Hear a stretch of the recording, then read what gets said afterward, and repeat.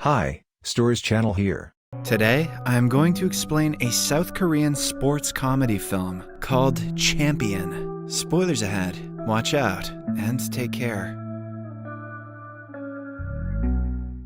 The story surrounds a former Korean arm wrestler named Mark. He currently works as a bouncer in a club in America. One evening at work, he is approached by his old associate Kim, who urges him to compete in an arm wrestling match. Mark is not interested, but Kim doesn't give up and eventually persuades him. They go to the other side of the club, where people are enjoying betting on matches. The guy Mark is competing against has won for the entire night, making Mark the underdog, even though the other guy is clearly going to be more tired. No one wants to bet on someone like him, which turns out to be an advantage for Kim. The match starts, and Mark proves why he used to be a professional arm wrestler. The opponent breaks a lot of sweat, but cannot move Mark's hand by an inch. Without even trying, Mark wins the game, which makes Kim a bucket full of money.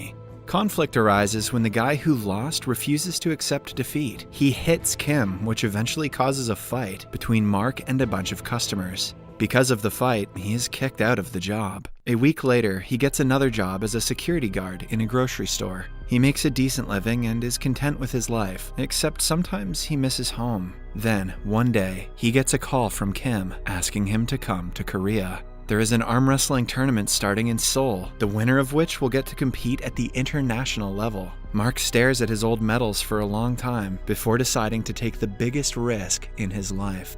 Upon landing in Seoul, Kim comes to pick him up. They go to a restaurant and talk about business over a meal. Kim wants to be Mark's agent and take care of the business side of his profession. He wishes Mark well, but is planning to go into the betting business to make more money. For this, he will have to exploit Mark's skill. For the remainder of the day, the duo takes a tour of Seoul. At one of the destinations, some girls mistake Mark for a tourist attraction and take pictures with him. After living in America for many years, Mark's Korean tongue is shaky, which leads him to many awkward conversations. At night, they go to a club, but Mark stands in the corner the entire time, subconsciously working as a bouncer again. On their way to the hotel, Kim inquires if he has ever wanted to find out where his biological mother is. It turns out that Mark was given up for adoption as a child. He says that he has no interest in meeting anyone, since all of it is in the past. Kim then drops him at the place he is staying for the night, which happens to be a love hotel. Mark experiences a vibrating waterbed for the first time, but what really catches his attention is a gift box. It is from Kim and has a phone inside. On checking, he finds the address of his biological mother on it.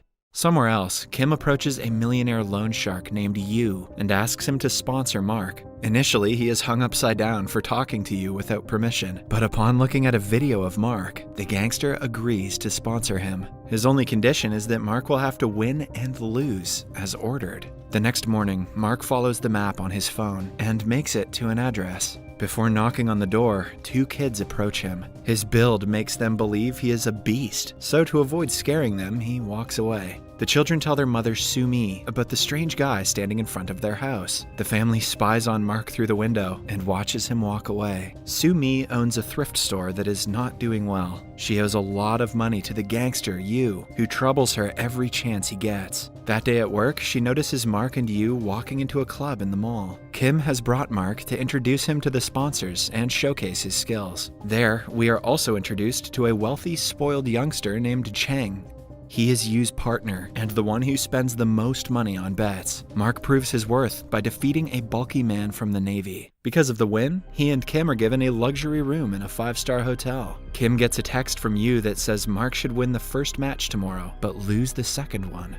He is afraid that Mark won't agree to the conditions. They go out for dinner, and Kim brings up the topic of losing the second match. To his surprise, Mark agrees to do it without a fuss. The following morning, we see Sumi getting her kids ready for school. The eldest, Ju Hyung, is worried that the big man will come to the house again. Sumi suspects that Mark is someone she knows. After the kids leave for school, she brings out old pictures and finds one with little Mark and his mother. Outside, the kids bump into him again. The youngest, Jun-hee, is excited, but Ju Hyung threatens to call the police if he sees Mark again. In the next scene, we are introduced to Korea's #1 arm wrestling champion named Combo. Yu invites him to the club that evening to evaluate Mark's skill. He doesn't want to bet money recklessly until a professional gives him the green light that Mark is actually trustworthy.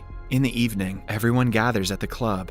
Mark goes against a 7-foot giant in the first match. He wins with great effort, impressing even Korea's very own champion. Soo-mi is also in the audience watching Mark. During the break, Yu tries touching her inappropriately, declaring that he owns her because of the money she owes him. Mark sees this take place and is not happy about it. When the second match starts, he deliberately wins to spite Yu.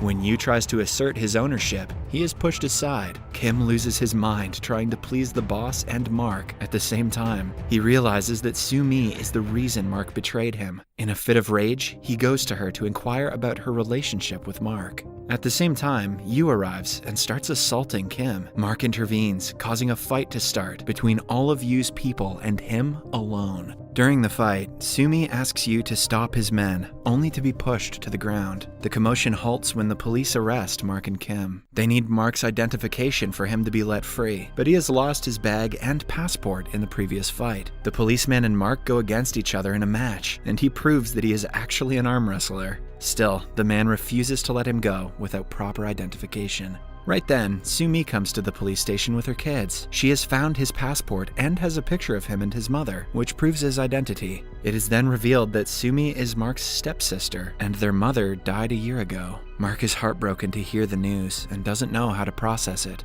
The family invites Mark and Kim to stay in their house for a few days. The kids love him because of his unique personality. Little Joon-hee likes to snuggle with Mark, while Joon-hyung starts talking to him more often. Outside the house, a bunch of teens are smoking, refusing to go even when Soo-mi asks them to. But when Mark comes into their view, they apologize and run away in an instant. The next day, Yu's people come to collect money from Soo-mi and threaten her. At the same time, Mark is about to leave with his belongings, not wanting to be a burden to the family. He sends the loan sharks away, but the thugs make him realize that he should stay with his family to protect them. For the next few days, they have a lot of fun together. They go to buffets, eat together, play collectively, and live like a happy family. Until now, it was difficult for Soo-mi to handle a business and 2 kids on her own. Her house is filled with unorganized clothes from her business. One day, she returns home to see that it has all been cleaned. Mark also takes care of the children so she can focus on work. Meanwhile, Kim is in trouble because of a shortage of money. Upon seeing Mark with the kids, he gets an idea and calls a friend in a broadcasting company. He wants to document Mark's life to gain people's sympathy alongside some money. Mark is skeptical but agrees to do it anyway.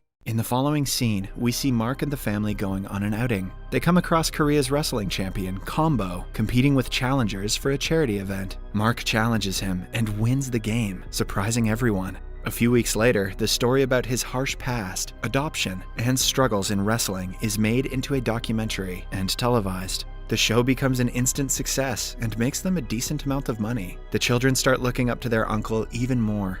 One day, on their way to the school, they overhear a woman bad-mouthing Mark. In retaliation, Joon-hee declares that her uncle is a champion and makes him promise that he will win the national championship for her. In the following scene, we are introduced to Kim's father, who is old but works very hard to make a living. The only reason why Kim is adamant about making more money is that he wants to give his father the best life, one where he doesn't have to work anymore. On returning home that day, Joon-hyung calls Mark and shows him the emails that his mother used to write every day. Mark finds out that his mother's biggest regret in life was giving him up for adoption. Throughout her life, she wrote several emails to an address that wasn't his. In the emails, she described how hard life was when he was with her. She couldn't afford to feed him and wanted him to have a better life. Even on her deathbed, all she wished was to meet him and say sorry. Mark also finds out that Soo-mi is not his stepsister. His mother took her in when she was a kid, after her parents passed away. The news shocks Mark, making him furious at Soo-mi for never telling him the truth. In the following scene, the family drives to Mark's mother's grave. While on the trip, he calls Soo-mi out for her lies. Mark has decided to return to America, leaving them behind for good. Kim tries to stop him since he hasn't taken part in the tournament yet, and it is in a week. However, a frustrated Mark accuses him of using his friend for money and leaves. In the following montage, we see Korea's champion, Combo, practicing for the championship. The gangster, Yu, has also hired a beast named Kane. He used to be a ruthless arm wrestler, famous for breaking every single arm he played against. A few years ago, he was arrested for using pills to overperform in games. He also practices his best, ready to get back in the game. Then, the day of the tournament finally arrives. The kids are home alone when they notice that they forgot to return the medal to Mark. Using this excuse, they board a bus and make their way to the arena to watch him wrestle. A while later, Sumi gets a call from her friend at the arena and has to run to get her children.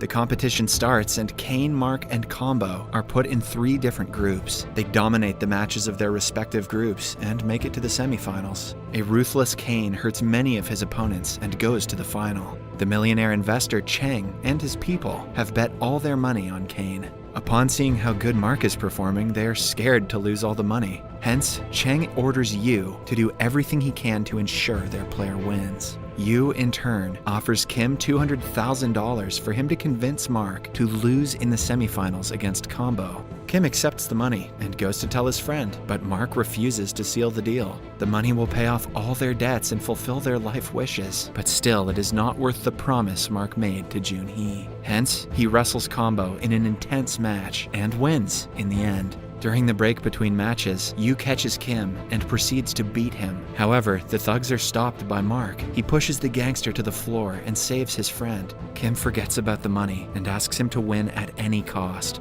The final match starts, and everyone holds their breath to watch it. Kane plays foul and deliberately makes their hands slip. He also pulls on Mark's thumb very hard, making him slower with every pause. The ball seems to fall in Kane's court, but just then, from the side of his eyes, Mark sees the children rooting for him. With renewed interest to prove his worth to them, Mark pushes Kane's hand at once and defeats him. In the last scene, Mark tells his mother that he loves her on television. He cannot help but cry at the thought of her suffering so much. The movie ends as everyone celebrates the win. Subscribe for more videos like this, turn on notifications, and leave a like to help the channel out. Thank you for watching.